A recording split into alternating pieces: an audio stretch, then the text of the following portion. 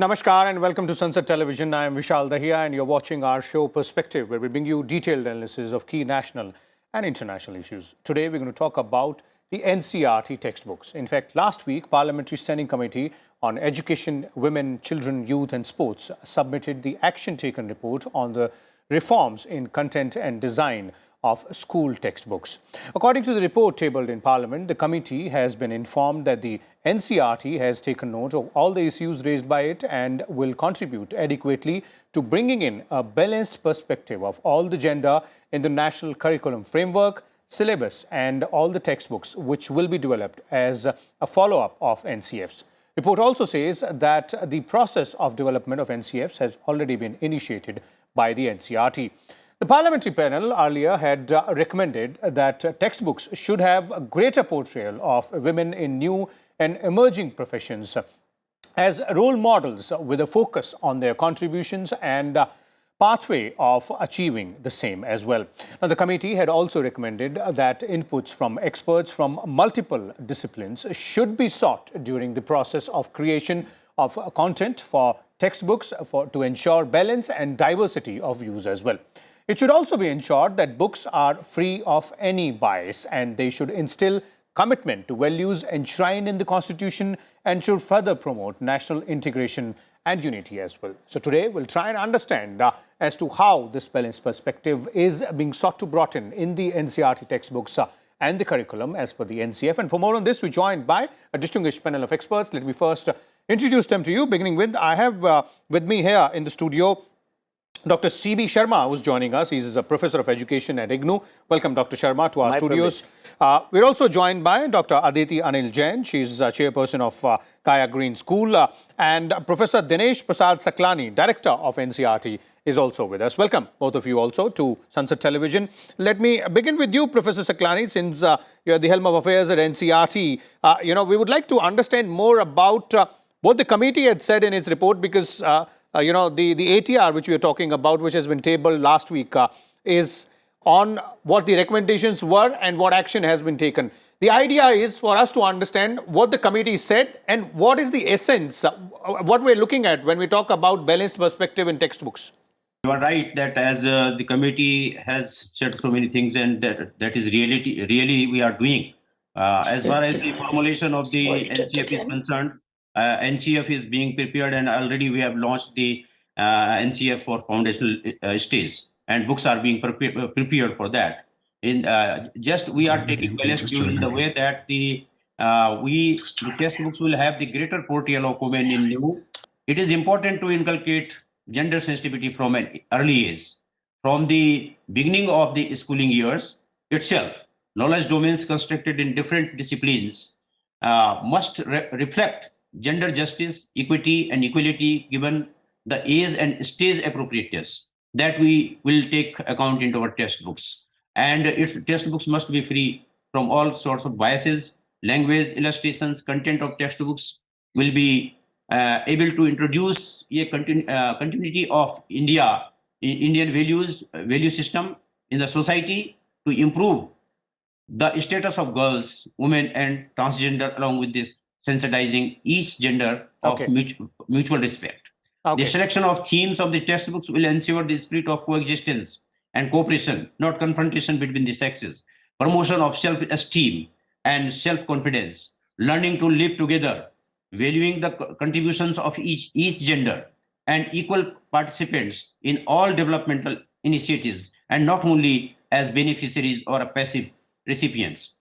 So we are taking account that the textbooks will not we will not reflect the competition, but we will reverse the process of inclusiveness and equality. So emphasis will also be given to generate a sense of equality within the landscape of cultural and socio-economic diversity from which the learners come from.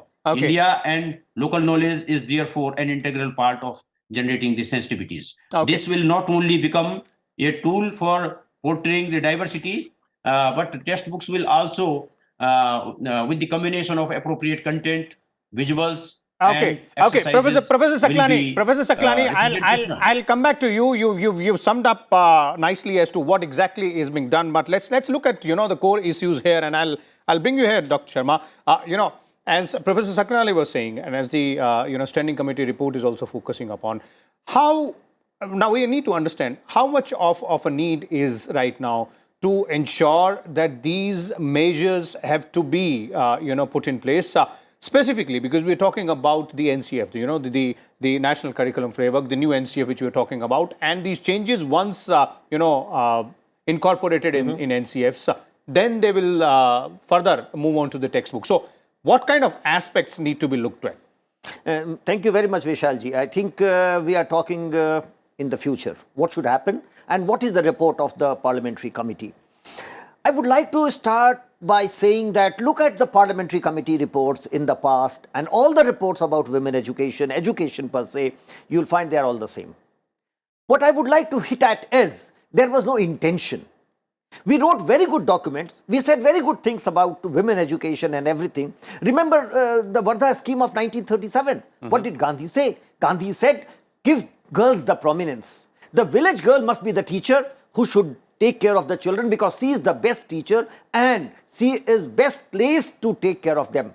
In the National Education Policy 2020, we have echoed this, that we must have a test for admission to the teacher education program and based on their aptitude, they would be admitted. The girls who is selected will be given good training for 4 years at government cost and placed in the same village. What I would like to say, this is not the first time National Education Policy is saying that. Gandhi said this in 1937, we never followed it. There was some misunderstanding about women education as well. Look at Mudaliar Commission. It says women must be given or girls must be given home science and arts and painting and such things. The understanding was that girls are best placed in homes and they can take care of children. What is the difference? 2 years back, the Prime Minister decided, Paramadarniya Narendra Modi ji, why are girls not in Sainik school? It is surprising. 1961, we started Sainik school and we didn't give permission to girls to get admission. 2 years back, we have done it. We started Sainik school, we said good things about girls, but we did not implement it. What I would like to say is that textbooks have been written, you will find good things about girls' education, very good recommendations, they were never followed. We would like to look at the National Curriculum Framework from the foundation has come and Bharatiya Parampara has been mentioned only in passing, the Panchkoshiya Siksha. I would like to see more of Bharatiya Parampara in it. Half your Ved Vidyalayas were headed by women.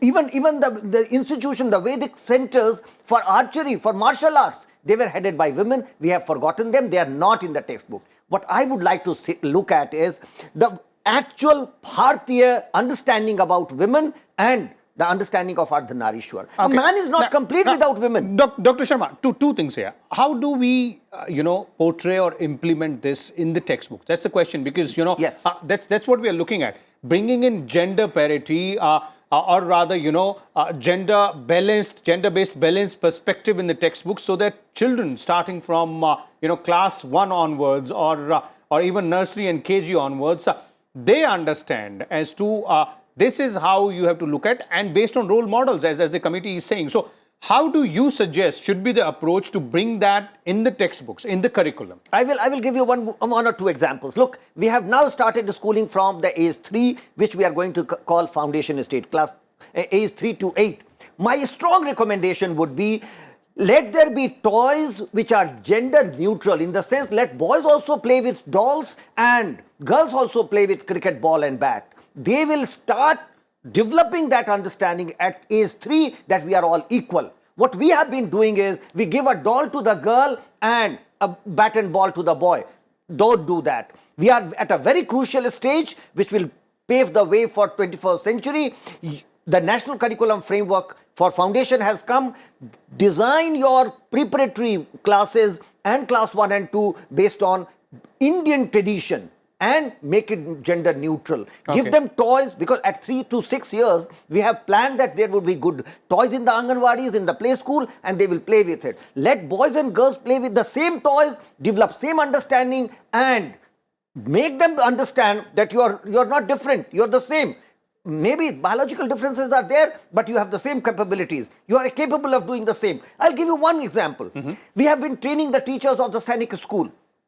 There are 33 Sainik school at the moment. I have met all teachers of all 33 schools. I asked them in privacy, how are the girls doing? And they said, it is, amazing. They said, sir, girls have more dedication than boys, and they are too focused. They are most focused than boys. Indeed. Give them a chance and they'll do better. Indeed, indeed. There is no dearth of talent when we're talking about looking at it from the gender perspective in both sides there. Dr. Jain, I'd like to bring you in here. And then two very significant, aspects here. Since you're at the execution stage of this entire, textbook balance perspective we're talking about. One, what are we seeking to do vis-a-vis the new approach towards the textbook? And also, what is missing right now, which we need to, implement on the ground with the students? See, social construct is based on gender primarily. Unless we are, not unbiased and we give both the genders equal opportunity, and education is, is beyond gender. And we need to understand that the social construct, as I'm talking about, whether it is the perspective of human beings, whether they are men or women, all societies, it all depends how we are treating the gender. Now, if from the very beginning, education is whereby we are highlighting what women have done in different fields, there have been great women in India. I do not know. I think we owe this most endemic form of discrimination to our thousands of years of slavery to the Mughals and Britishers, which has broken our backbone. Why are we not in our syllabus, in our books, teaching the kids from the very beginning the great women equally as we project the men? Okay. Now, the sun shines equally on everything, whatever is there, because everything has an important part to play. A mother starts a family. A child is majorly with the mother. If you do not have this equality of gender, then from the very beginning, he's seeing that mother is given a regressive approach.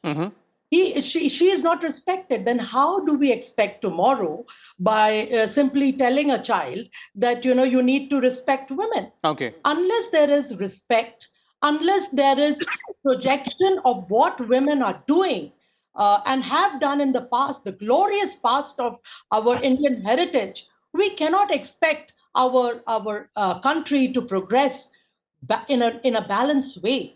Okay. Plus, science has also proven that the biological construct of a female mind is multidimensional, and she can handle. If we have seen now, women are working. Majorly, they are working, and we see how they manage their home front and the office and the children, everything around. Okay. But you don't expect that much from the male. Perhaps that's what the science has said. Okay. That you see the case of single mothers and you see the case of single fathers. You will see the difference in the child's mind. Okay. In fact, so much so when you have mothers as teachers who have teaching as profession, their kids doing fabulously well. Indeed, So- indeed. There's no doubt about that, Dr. Jain, the social construct which you're pointing out, and that needs to be taught to the children from the initial stages only. Now, let me go back to, Professor Saklani here. Professor Saklani, we would also like to understand, the timelines here as to what are we looking at when the NCERT starts bringing in these changes in the textbooks, when it is likely to happen, and which aspects will be in focus first, or all of them will go hand in hand? Yeah, as far as the timeline is concerned, we are adhering to it, and for the next session, we are bringing the books for the foundational stage and the TML also. for preparatory stage, since it is not 3 to 8, but 0 to 8. And 0 to 3 is one perspective for which teachers and parents have to be prepared.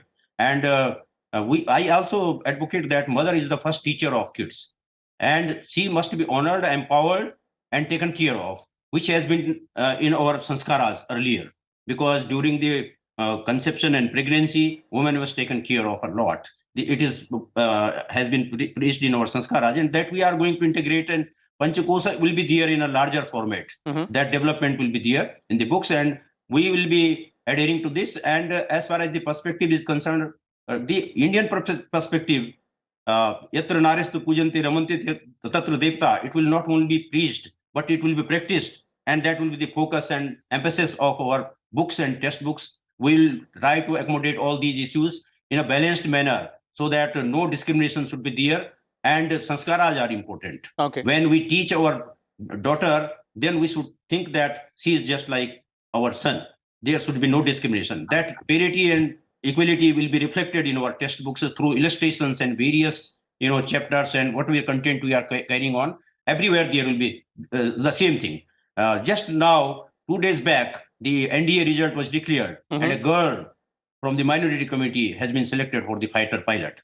Now see the change. The girls are topping, they are toppers everywhere.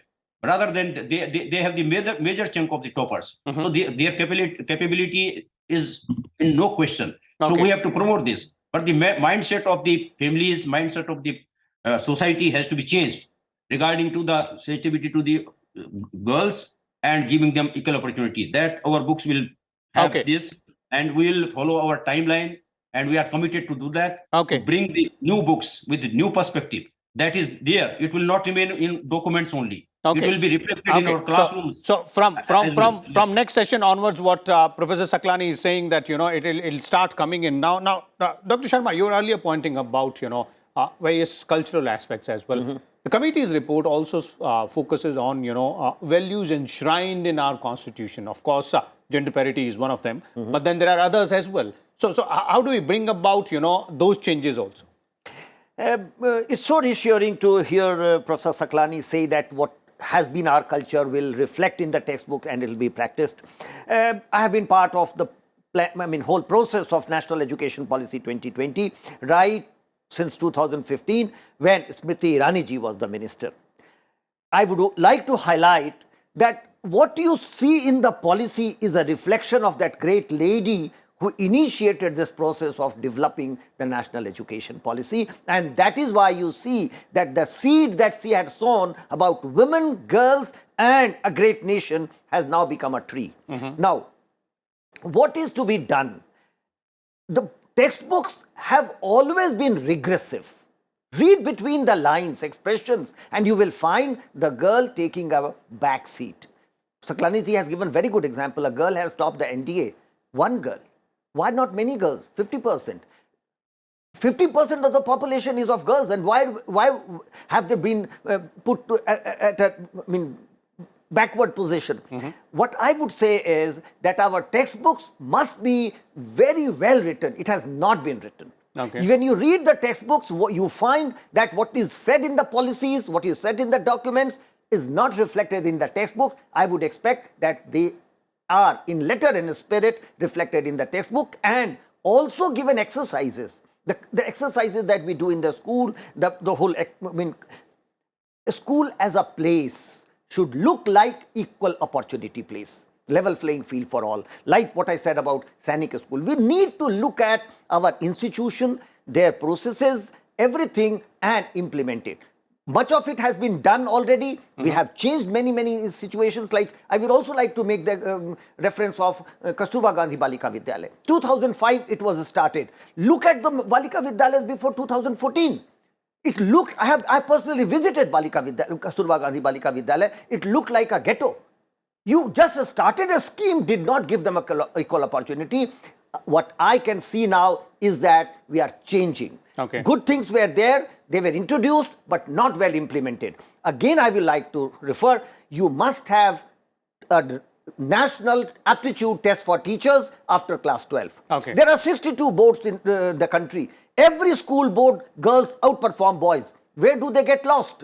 have an aptitude test for becoming a teacher after 12th, and you will see girls outperforming boys in that test, and ultimately they will become the school teachers. Okay. And what we have said in the policy, give them free teacher education for 4 years, that is integrated teacher education program. Okay. Vishalji, I would expect what has been said in the national education policy, what Saklani ji is saying that we'll do in the textbooks will be reflected and will be implemented in letter and spirit. Indeed, indeed. What Mrs. Smriti Irani really dreamt of. We'll all be looking forward to those aspects as well. But the last point which you made, let me take that to Dr. Jain here as well. Dr. Jain, from your experience as an academician, as an educator, how would you respond to this aspect that it's just not the textbooks? Of course, we need to be very mindful of the fact changing times and being keep on bringing those changes in the textbooks to make children aware of various aspects and giving them a balanced perspective.